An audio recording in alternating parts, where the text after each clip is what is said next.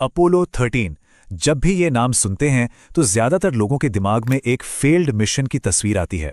एक ऐसी कोशिश जो चांद तक पहुंच ही नहीं पाई।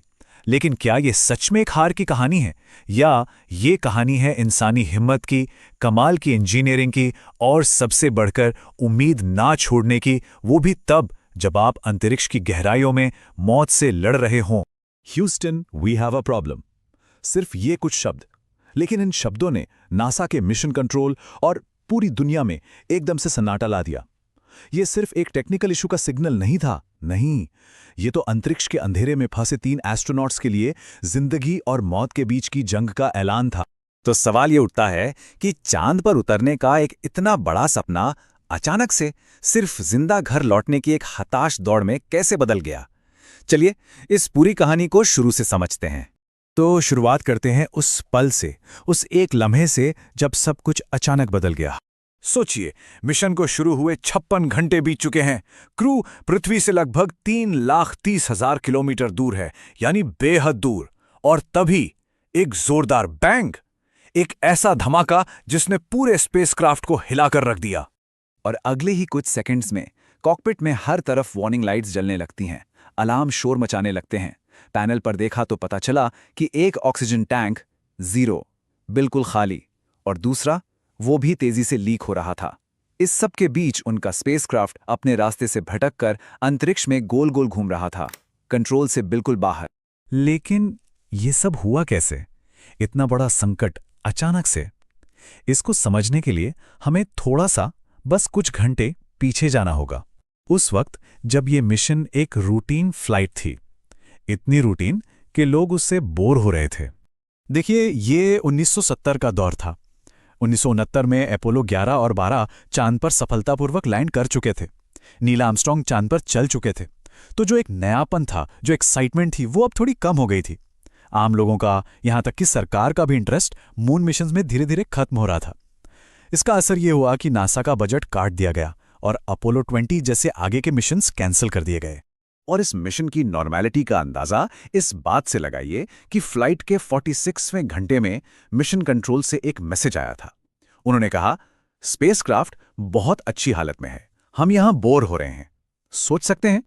और इस बोरिंग मैसेज के ठीक 10 घंटे से भी कम वक्त में एक धमाके ने सब कुछ बदल दिया। बोरिंग मिशन अब जिंदा रहने की जंग बन चुका था। तो आखिर वो धमाका हुआ क्यों? क्या ये सिर्फ बदकिस्मती थी, या इसके पीछे गलतियों की एक पूरी सीरीज थी? चलिए इसकी आहिस्ता आहिस्ता तह तक जाते हैं। इस पूरी कहानी का विलन था ऑक्सीजन टैंक नंबर 2। मजेदार बात यह है कि यह टैंक पहले अपोलो 10 मिशन के लिए बना था, लेकिन मेंटेनेंस के टाइम गलती से यह टैंक नीचे गिर गया।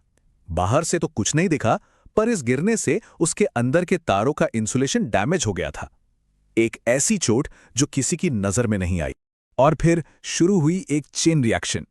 प्री फ्लाइट टेस्ट के दौरान टैंक के अंदर के हीटर्स को ऑन किया गया।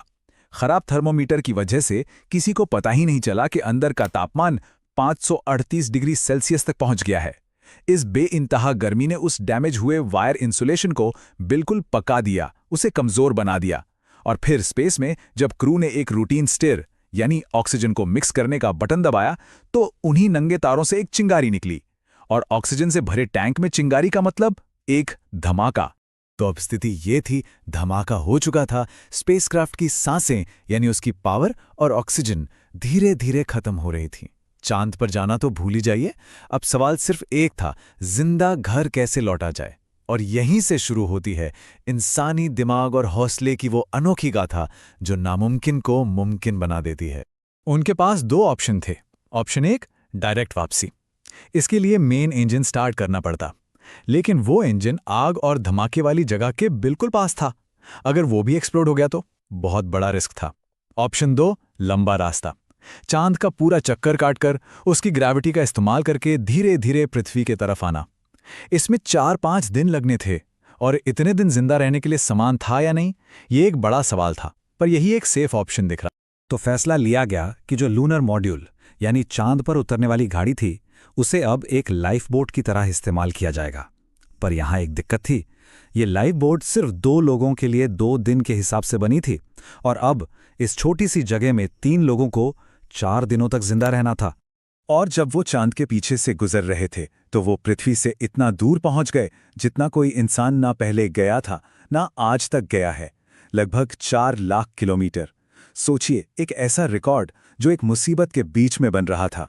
पर मुसीबतें खत्म नहीं हुई थी।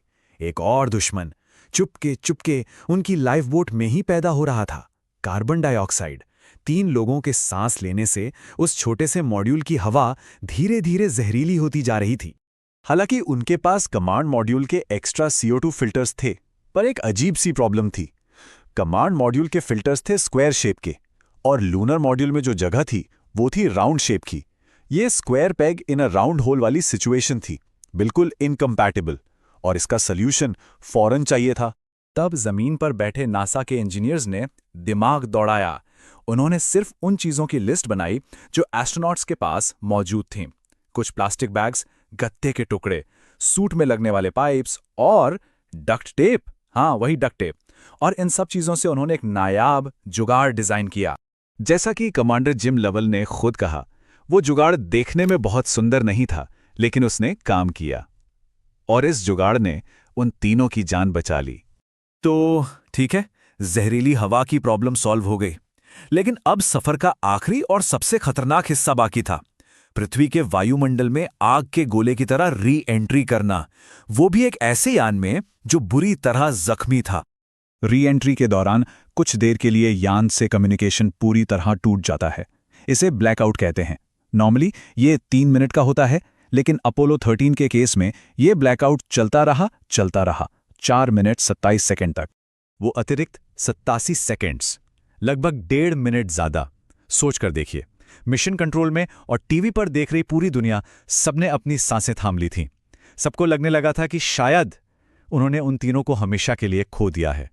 और फिर उस गहरी खामोशी को तोड़ते हुई रेडियो पर एक आवाज आई। कॉन्टैक्ट वापस जुड़ गया था, वो जिंदा थे। अपोलो 13 चांद पर तो नहीं पहुंचा, पर यह मिशन इतिहास में द सक्सेसफुल फेलियर के नाम से अमर हो गया, एक कामयाब नाकामी।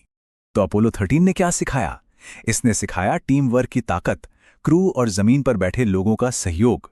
इसने सिखाया कि आड़े वक्त में ठंडे दिमाग से फैसले कैसे लिए जाते हैं, और सबसे बढ़कर इसने सिखाया इंसानी दिमाग की जुगाड़ करने की शक्ति।